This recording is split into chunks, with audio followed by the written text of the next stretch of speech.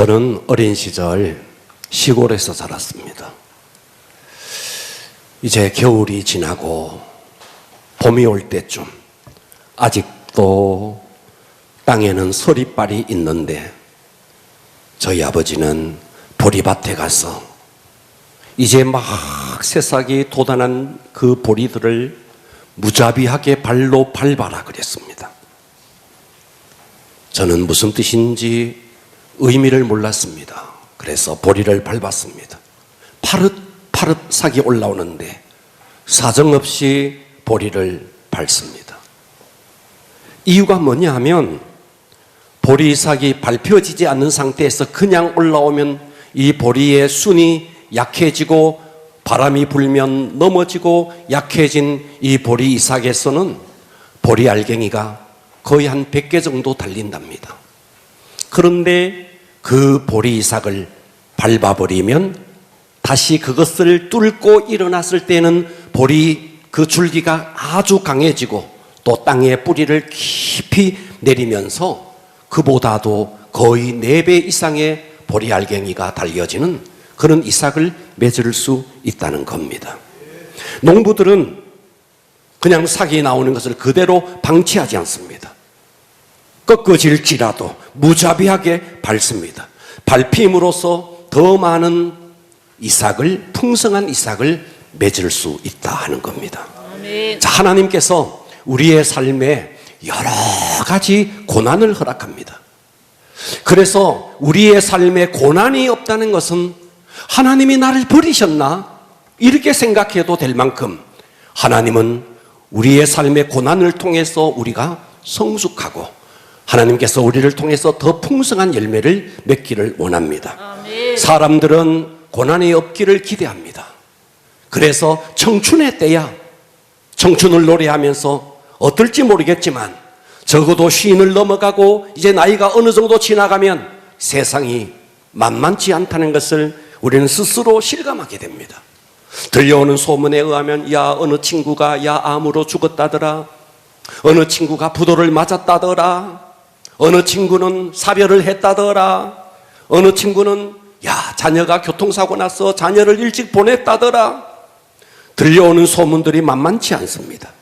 그러니까 우리는 이 땅의 많은 시련과 고난 앞에 아무도 예외가 없습니다. 자, 이 고난과 시련이 예수 안 믿는 저 불신자들에게만 있느냐? 그렇지 않아요. 예수를 믿어도 오늘 이 자리에 나와서 함께 예배를 드리는 우리에게도 언제나 고난은 있습니다. 그러면 왜 하나님께서 우리에게 고난을 주실까? 하나님께서 멍 때리고 있다가 야 너가 말이야 그렇게 고난을 당한 줄 내가 몰랐다, 그럴 하나님이 아닐 텐데.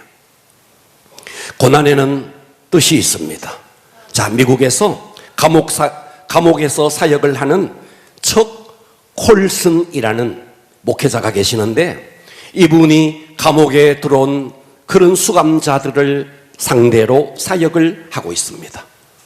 자, 그들을 대상으로 사역을 하다 보니까 감옥에 들어온 사람들이 대체적으로 4종류의 유형의 사람들이 있더라는 거예요. 그래서 어떤 범죄를 했든 어떤 실수를 했든 그래서 감옥에 들어왔을 때 첫 번째 나타나는 유형은 자포자기하는 거예요.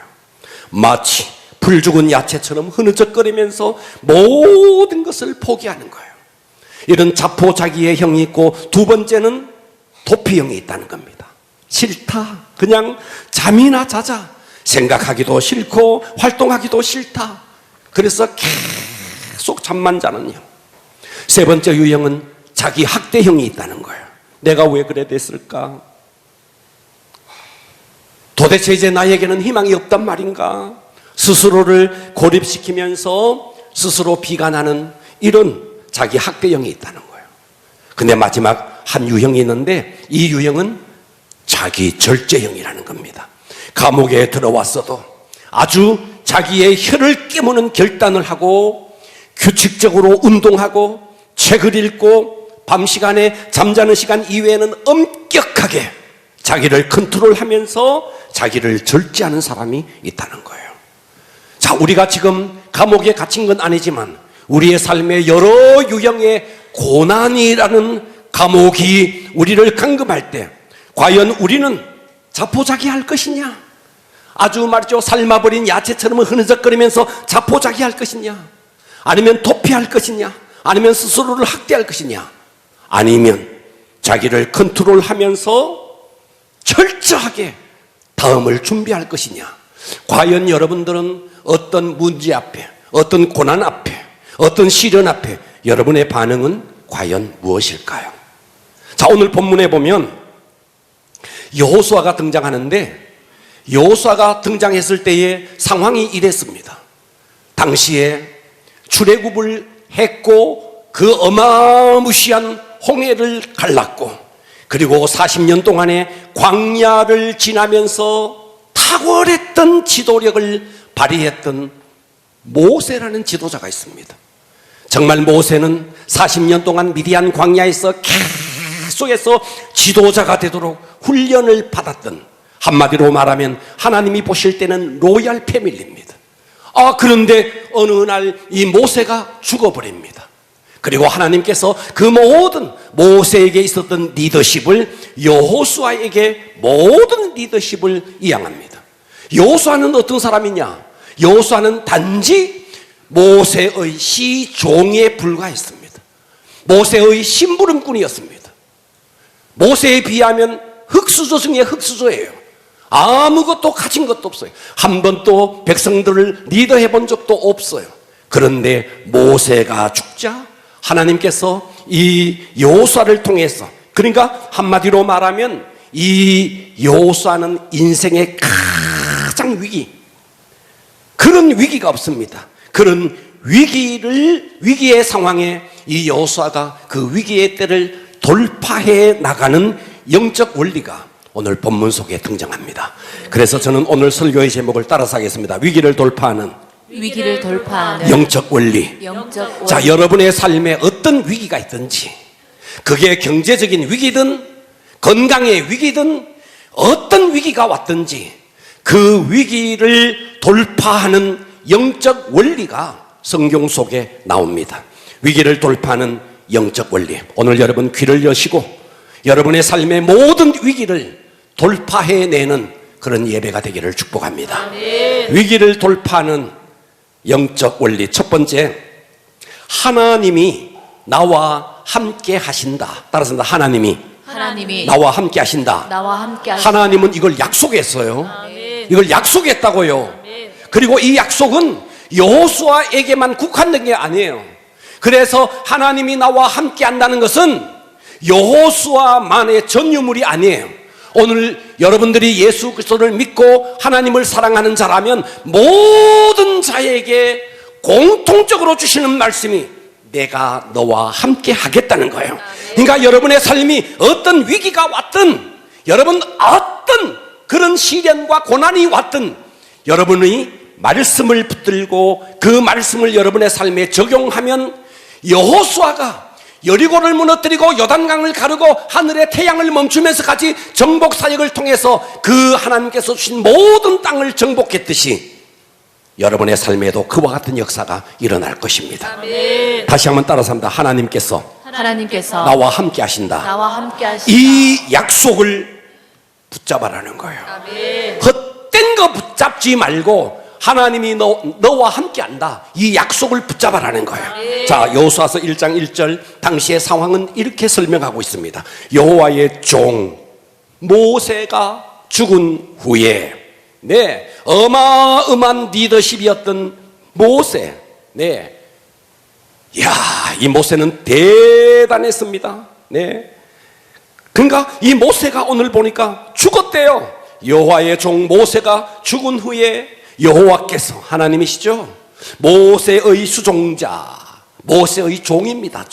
모세의 수종자 눈의 아들 여호수아에게 말씀하여 이르시되, 내 종 모세가 죽었으니 이제 너는, 내가 이제 모세를 통해서 이 백성을 이끌어가는 것이 아니라 너를 통해서 이끌어갈 건데, 내 종 모세가 죽었으니 이제 너는 이 모든 백성과 더불어 일어나 이 요단을 건너 내 앞에는 푸른 요단 강물이 흐르고 있습니다. 이 요단을 건너 내가 그들 곧 이스라엘 자손에게 주는 그 땅으로 가라. 내가 모세에게 말한 바와 같이 너희 발바닥으로 밟는 것은 모두 내가 너희에게 주었노니 곧 광야와 이 레바논에서부터 큰 강 유브라데 강까지, 북쪽으로는 유브라데까지, 서쪽으로는 저 해지는 대해까지. 그러니까 하나님께서 딱 영토를 지정해 주셨습니다. 이 영토가 대해까지 너희의 영토가 되리라. 할렐루야. 성경에는 간단하게 모세가 죽었다 이렇게 표현했지만 사실 모세는 이스라엘 백성의 리더십의 중앙에 있었습니다. 그러니까 모세를 통해서 모든 역사가 일어났습니다. 홍해가 갈라졌죠. 하늘에 만나가 내렸죠. 반석을 모세가 쳤더니 반석에서 막 생수가 막 쏟아졌죠.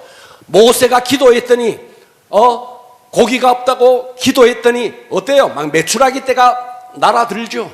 그야말로 모세는 이스라엘 백성의 리더십의 한 중앙에 있었습니다. 그런데 이 모세가 죽었다는 거예요. 그러니까 모세가 죽으니까 그들은 삶의 방향, 리더십의 진공 상태. 그래서 그들은 구심점이 사라졌습니다. 지도력의 진공 상태예요. 야, 이제 우리는 누구를 믿어야 되나? 어떻게 가야 하나? 방향 감각을 상실한 의식의 사각지대에 이스라엘 백성은 던져진 거예요. 자, 여러분, 자식도 말이죠. 부모에게 계속 원망하면 저 자식이 저게 내가 배 아파서 낳는 자식이냐? 라는 생각이 들 때가 있어요. 근데 이스라엘 백성은 40년 동안 광야에서 한 일이라고는 불평하고 원망한 일밖에 없어요. 그런데 그 불평하고 원망하는 이스라엘 백성들을 이끌고 지금 요단강 앞까지 왔습니다. 그런데 그 모세가 죽어버렸어요. 그런데 불평과 불만하는 이스라엘 백성들은 여전히 지금도 불평하고 원망하고 있습니다. 그런 상황 속에 하나님은 여호수아에게 음성을 들려주기를 5절 보십시오.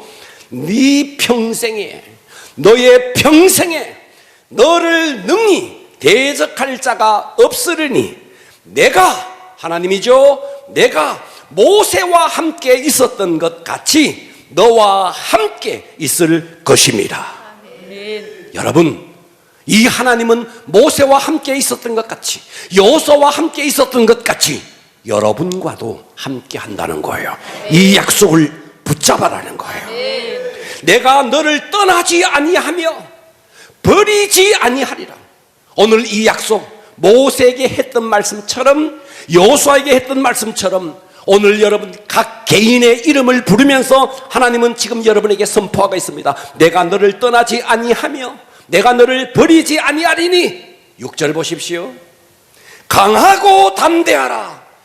너는 내가 그들의 조상에게, 그렇죠, 그 조상들에게 아브라함으로부터 이삭과 야곱과 그 조상들에게 약속한 땅, 가나안 땅, 그들의 조상에게 맹세하여 그들에게 주리라 한 그 땅, 그 가나안 땅을 이 백성에게 차지하게 하리라. 아멘. 오늘 여기에 세 가지 약속이 나와요. 내가 너와 함께 할 것이다.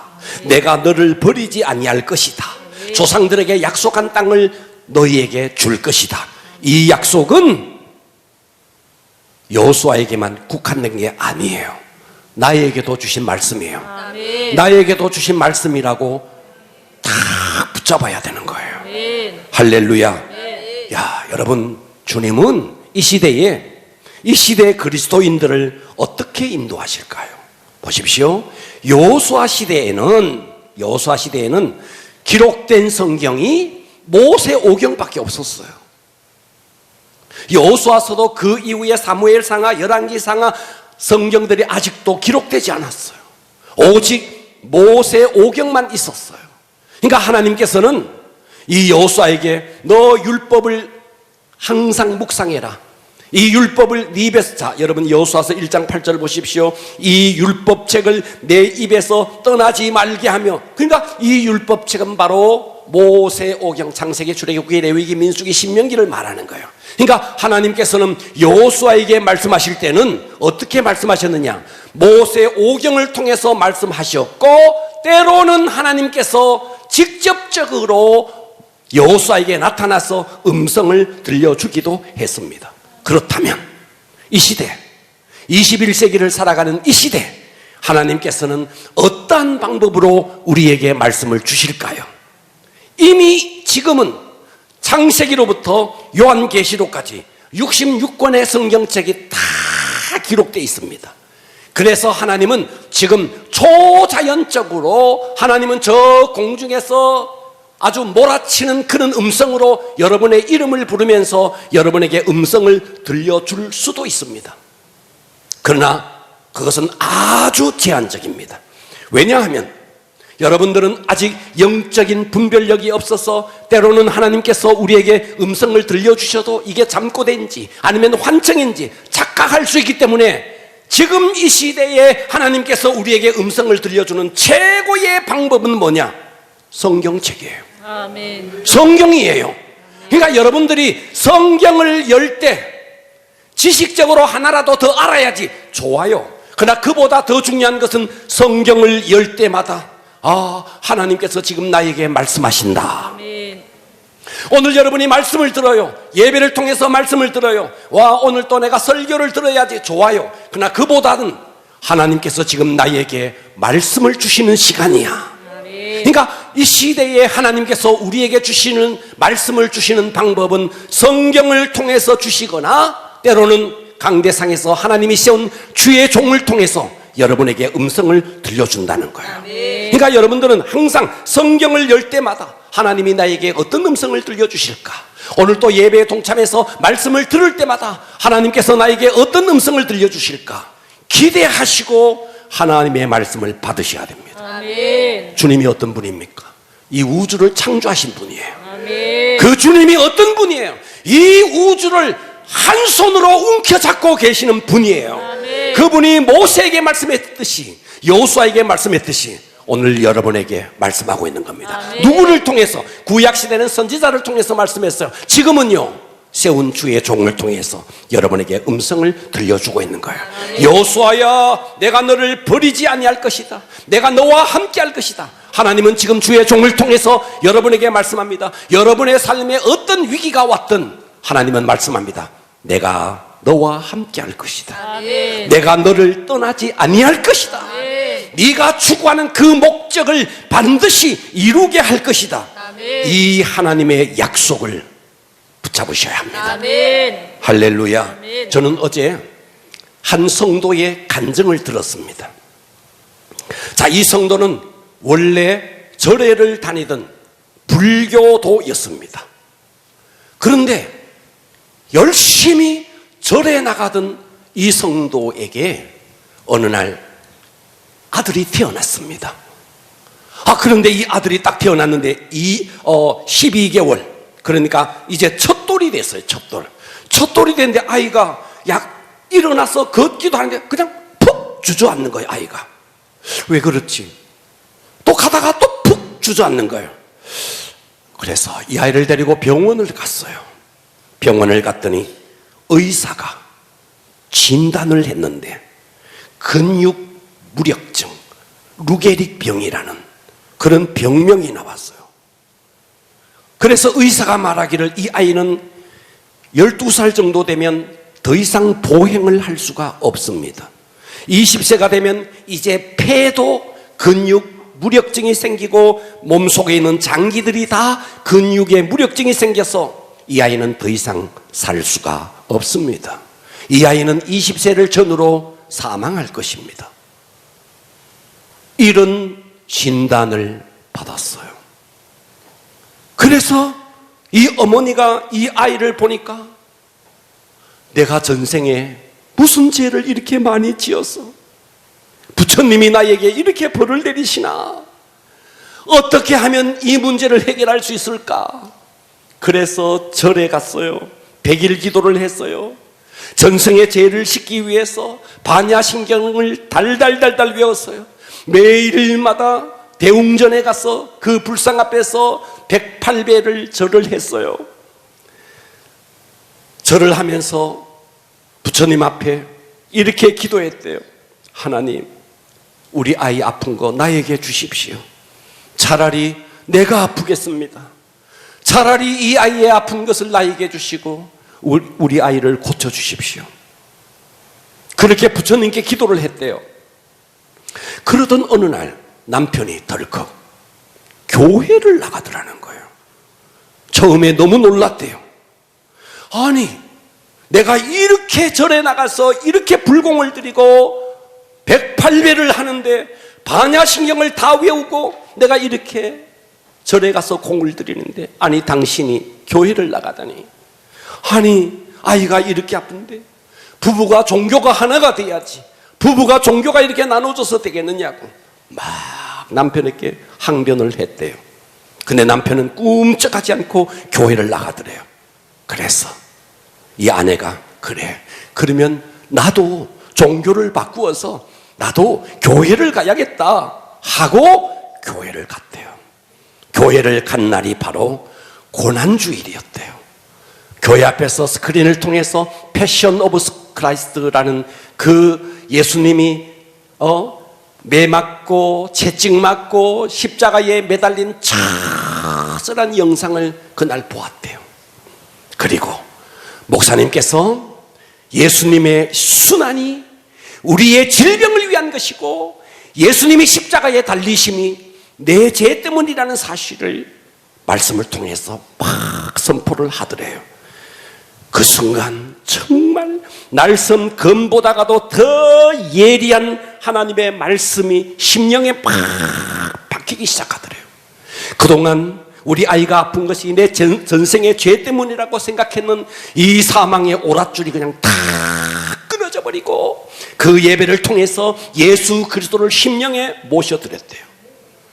예배를 통해서 말씀이 막 살아 꿈틀거리는, 예수님이 십자가에 죽으신 것이 바로 내 죄 때문이라는 사실이 말씀을 통해서 깨달아지기 시작하더래요. 예수를 영접했어요. 아들의 병이 나은 건 아니에요. 갑자기 돈벼락이 떨어진 건 아니에요. 그런데 예수님이 나를 위해서 십자가에 죽으셨다는 사실이 믿어지는 순간 교회에서 아이를 데리고 나오는데 여전히 길을 가다가 넘어져요. 넘어지는 아이를 보는데 전에는 절망스러웠는데 절망이 안 되더래요.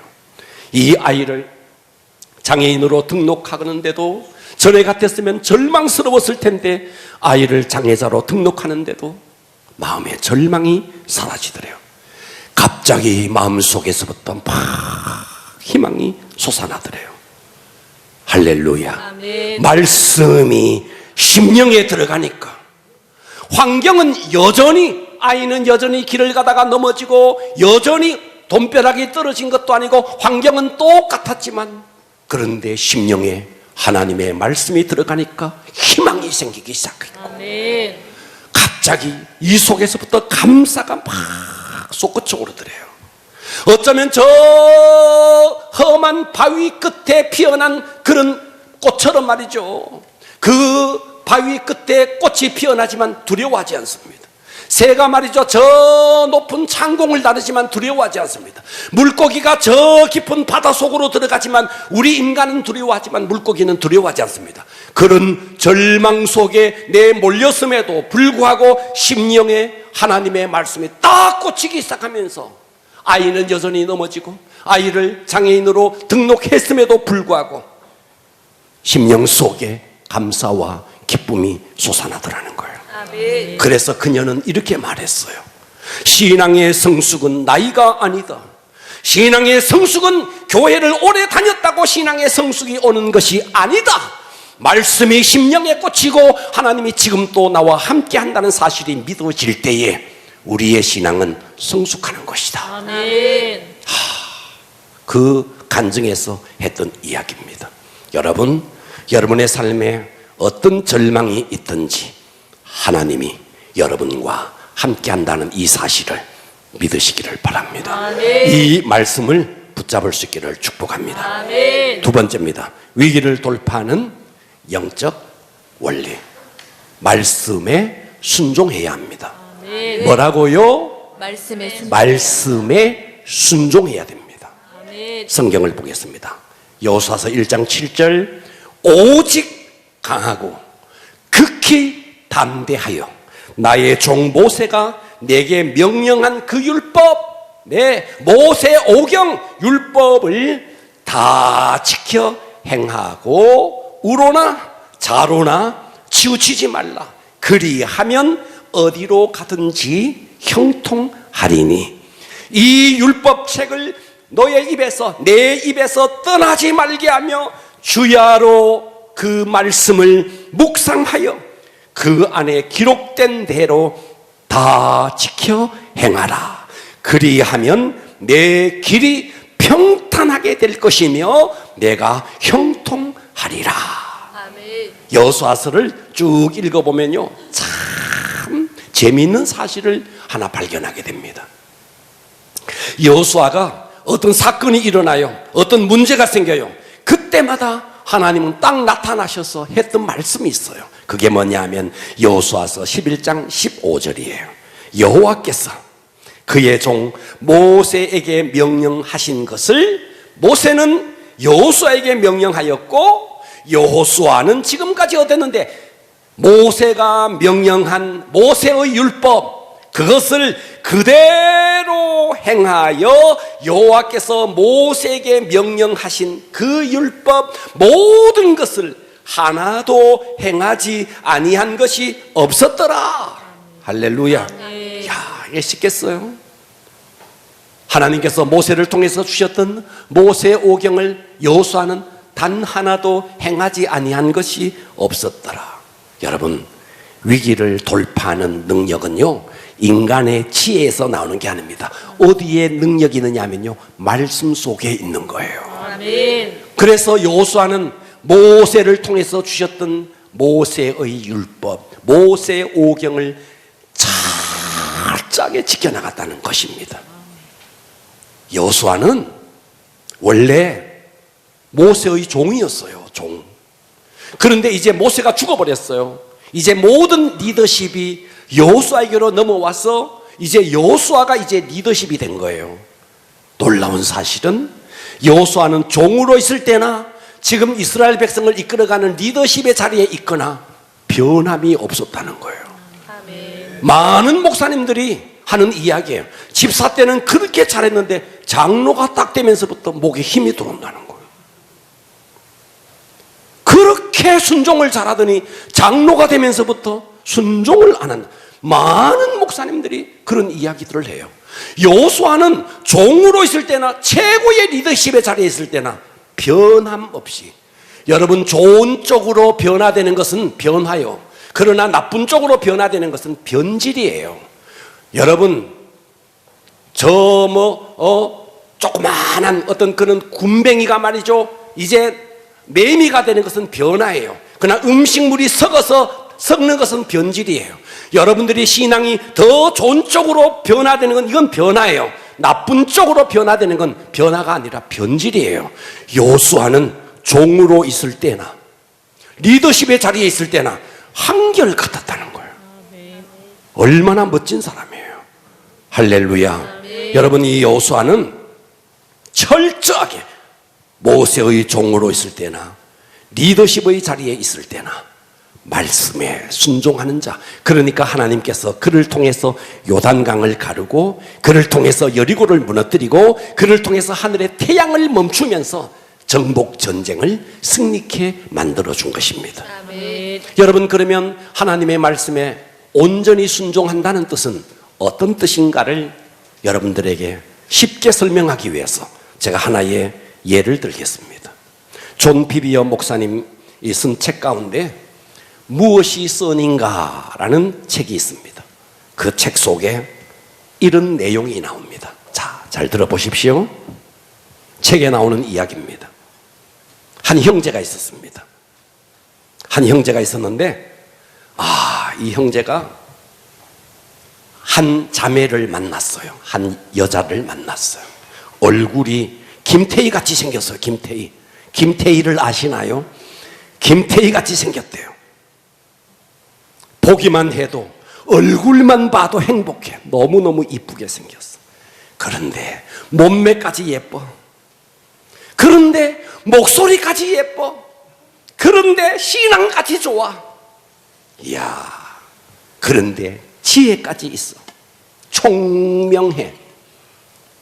그야말로 여자가 갖출 모든 조건을 다 갖춘 금수저 중에 금수저, 최고의 여자를 만난 거예요.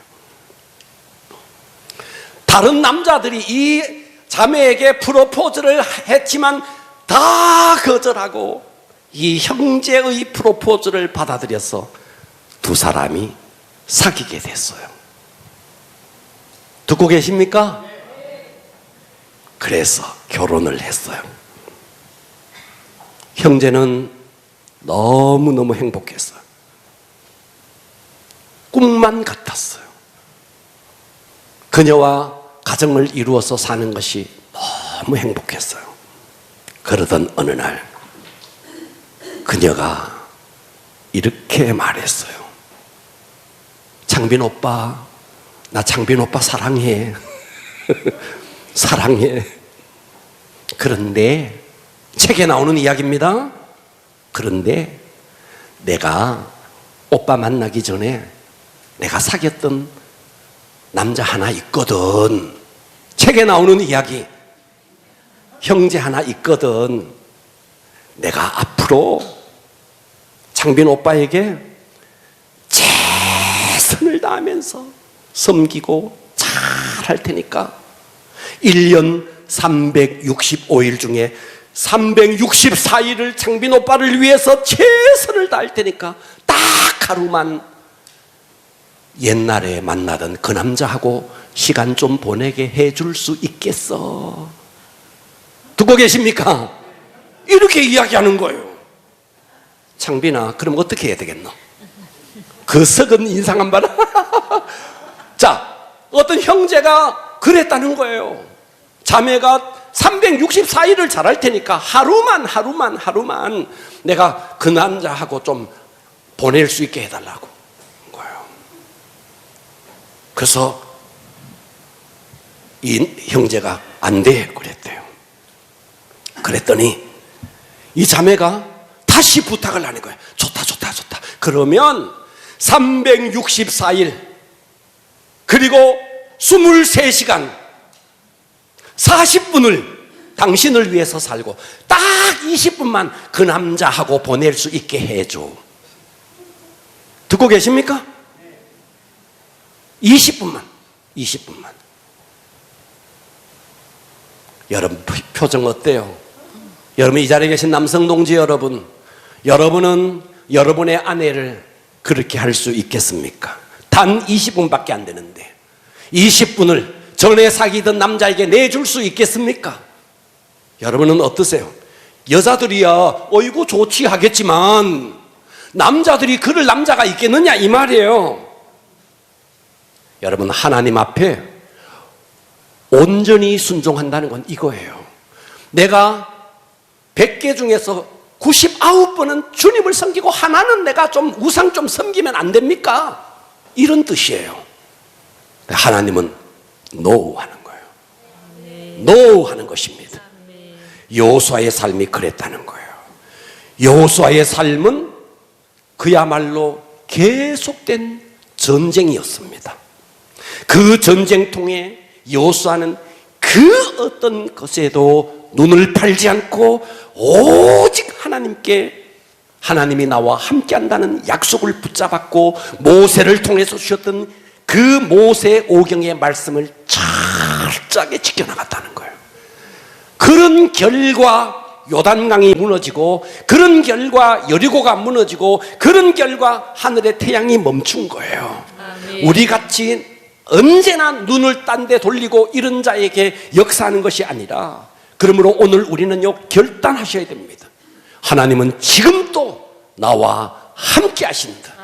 어떤 위기 속에서도 하나님은 나와 함께 하신다. 그리고 하나님께서 주셨던 약속의 말씀을 100가지 중에 99가지는 내가 순종할지라도 내가 하나만큼은 아닙니다. 하나님은 질투하는 하나님이십니다. 그렇기 때문에 우리는 하나님 앞에 전적으로 순종할 때에 여러분의 삶에 어떤 위기가 올지라도 하나님은 반드시 목표를 이루어지게 할 것입니다. 아멘. 세 번째입니다. 위기를 돌파하는 영적 원리 세 번째는 자기의 정체성, 내가 누구인가, 자기의 정체성을 분명히 하셔야 합니다. 자, 여호수아 1장 9절에 내가 내게 명령한 것이 아니냐, 강하고 담대하라, 두려워하지 말라, 놀라지 말라, 네가 어디로 가든지 네 하나님 여호와께서 너와 함께 하느니라 하시니라. 여러분, 이 약속이 나의 것이 되기 위해서는요, 반드시 치러야 할 대가가 있습니다. 그게 뭐냐 하면, 하나님은 잠시 후에 이 이스라엘 백성을 요단강을 건넌 다음에 앞에 어마어마한 난공불락의 여리고성이 기다리고 있습니다. 그 여리고성에서 내려다보면 평원이 하나가 있으니 그 평원이 길갈 평원입니다. 이스라엘 백성들이 이 길갈 평원에 왔을 때 하나님은 여호수아를 통해서 또 다른 하나의 명령을 내리니, 자, 여호수아 5장 2절입니다. 그때에 여호와께서 여호수아에게 이르시되 너는 부싯돌로 칼을 만들어 이스라엘 자손들에게 다시 할례를 행하라 하심에, 3절, 여호수아가 부싯돌로 칼을 만들어 할례산에서 이스라엘 자손 남자들에게 할례를 행했다. 할례는 남자의 생식기 표피의 끝을 자르는, 일명 지금으로 말하면 포경수술과 같은 거예요. 이것이 바로 하나님의 백성이라는 징표예요. 이것을 행해라 하는 겁니다. 자, 여기는 길갈입니다. 여리고성에서 내려다보면 다 보입니다. 여러분, 남자가 이 할례를 받으면, 원래 이 할례는 태어난 지 8일 만에 피가 제일 빨리 멈출 때랍니다. 그래서 난 지 8일 만에 할례를 행했는데, 그런데 광야를 지나다 보니까 그렇게 할 여가가 없었어요. 그래서 이제 여리고를 앞에 두고 길갈 평원에서 모든 남자들이 다 누워서 지금 부싯돌로 칼을 만들어서 지금 할례를 받습니다. 여러분, 할례를 받으면 기동력이 떨어져요. 움직일 수가 없어요. 전쟁을 할 수가 없어요. 마침 이럴 때에 여리고에서 내려다보고 와, 저놈들이 다 누워있네 하면서 내려오면 그냥 끝나는 거예요. 그런 위기의 상황에 하나님은 여호수아를 통해서 할례를 받게 했습니다. 이 할례라는 게 뭔데? 할례는 바로 하나님의 백성이라는 징표예요. 그러니까 우리는 위기의 때마다 우리가 계속해서 우리는 스스로 내가 어떤 존재인가, 나는 하나님의 백성이다, 나는 하나님의 자녀다 라는 정체성을 여러분들이 깊이 가슴으로 새기셔야 합니다. 아멘. 할렐루야. 아멘. 여러분, 이 할례가 신약으로 넘어오면 세례로 이어지는 겁니다. 세례가 뭐예요? 나는 죽고 이제 예수님으로 삽니다. 이제 나는 철저하게 예수님의 정결한 신부로 살겠습니다 라는 영적 결혼 예식이 바로 세례식입니다. 할렐루야. 그래서 여러분, 어떤 위기가 왔을 때 우리가 해야 될 것이 있습니다. 하나님은 우리를 버리지 않고 우리와 함께 하신다는 약속의 말씀을 붙드시고, 할렐루야. 하나님이 약속하신 말씀을 철저하게 순종하시고, 또 하나, 내가 누구인가, 내가 하나님 앞에서 내가 누구인가, 이 자신의 정체성을 계속해서 확인하면 하나님은 여러분을 도울 수밖에 없습니다. 아멘. 자, 제가 마지막으로 제가 이 이야기를 해드리겠습니다. 한국계 미국인 선교사, 우리나라 이름으로 배성준입니다. 배성준. 미국 이름으로는 케네스 배. 지금으로부터 13년 전 2012년 11월 3일 이 케네스 배 선교사님이 북한을 방문합니다. 외장 하드웨어를 가지고 있다는 이유로 미국 시민권자인데도 735일, 2년 5일 동안 북한에 억류됩니다. 북한에 억류되면 호텔에 재워주는 게 아니에요. 끝없는 고문이 시작됩니다. 사고를 바꾸어서 전향하도록 고문을 계속합니다. 당신은 미국과 북한이 관계가 좋지 않아서 협상이 늦어졌습니다. 그런데 이 케네스 배 선교사님이 당뇨를 앓고 있었습니다. 그런데 낮에는 떼약볕에 나가서 땅을 팝니다. 그런데 밤에는 막 추워요. 여름에는 더위로, 그리고 막 온갖 벌레들이 막 잠을 못 자게 만듭니다. 이 사람의 몸무게가 27kg, 15kg는 아무것도 아니에요. 27kg 몸무게가 빠졌어요. 예. 죽을만 하면 병원에 가서 영양제를 막 주는 거예요. 어느 날 꿈을 꿨어요. 꿈을 꾸는데 미국에 헬리콥터가 와서 막 자기를 구조해주는 그런 밤에 막 꿈을 꾸는 겁니다. 그렇게 억류되어 있는데 북한의 당에서는 와서 회유를 합니다. 미국은 너를 잊어버렸어. 너희 가족은 너희를 잊어버렸어. 너는 이제 여기서 살아야 돼요. 그런데 억류된 지 1년쯤 지났을 때 육체와 마음이 탈진될 대로 탈진이 다 돼요.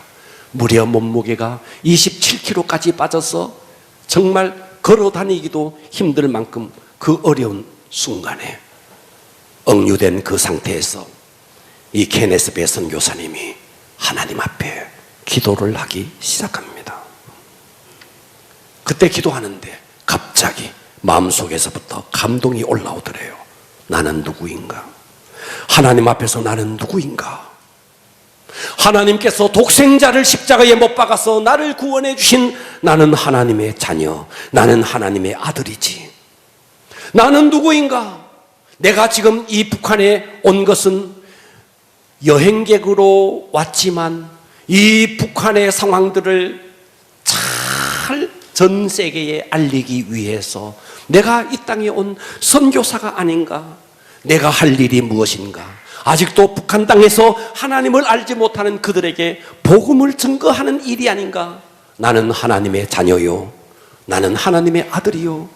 나는 하나님께서 이 땅에, 이 북한 땅에 보낸 선교사, 사명을 가진 자가 아닌가? 내가 지금까지 이 나의 정체성을 잊어버리고 그저 이 억류된 상황 속에서 내가 그저 빠져나갈 것만 궁리했는데 하나님, 내가 알고 보니까 나는 하나님의 자녀요, 나는 하나님의 아들이요, 하나님께서 이 땅에 보낸 선교사입니다. 하나님, 제가 이 북한을 빠져나가든 아니면 이 상태로 계속 있든 제 권리를 다 포기하겠습니다.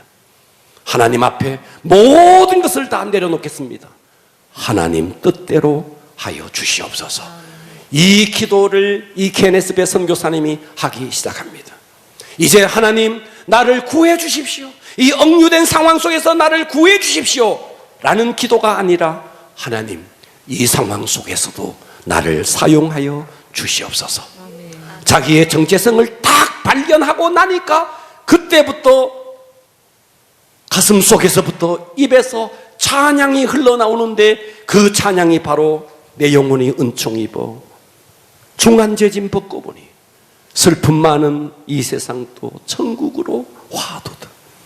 높은 산이 거친 들이 초막이나 궁궐이나 내 주 예수 모신 곳이 그 어디나 하늘나라구나. 내가 지금 이 북한 땅에 억류되어 있지만 바로 이 억류된 이곳이, 이 감옥이 하늘나라이구나.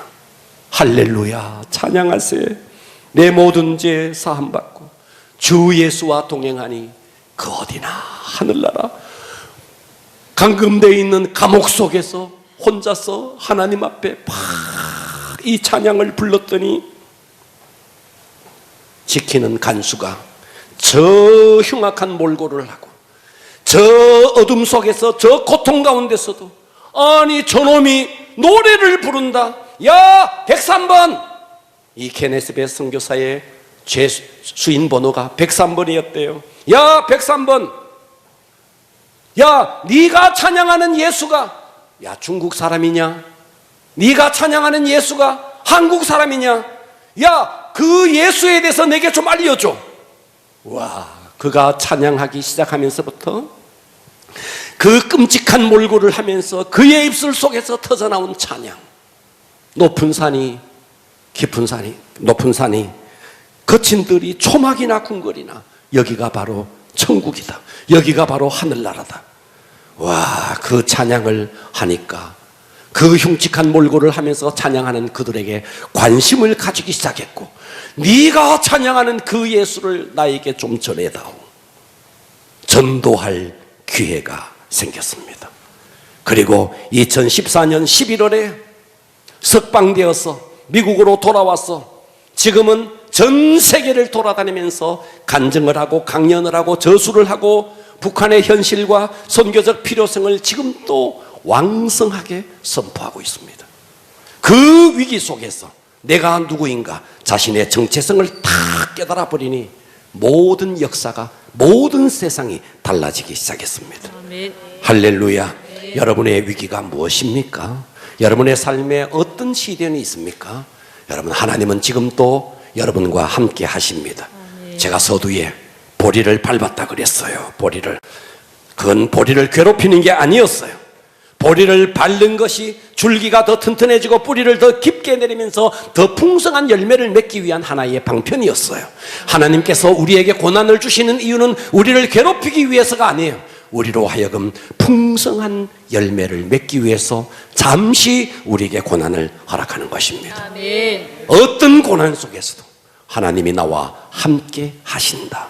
아멘. 할렐루야. 하나님께서 내게 주신 약속의 말씀을 내가 붙잡고 그 말씀대로 순종하며 살겠다. 내가 누구인가? 나는 하나님의 자녀요, 하나님의 딸이요, 하나님의 아들이요. 나를 이 땅에 보내신 천국의 대사로 나를 이 땅에 보냈다. 여러분의 이 정체성을 딱 제대로만 확인하면 여러분의 앞에 어떤 난공불락의 여리고가 있든지 철철 넘치는 요단강이 있든지 하나님은 요단강을 가르고 여리고를 무너뜨리고 하늘의 태양을 멈추면서 여러분이 꿈꾸는 그 목표를 반드시 이루어지게 할 것입니다. 아멘. 일어나겠습니다.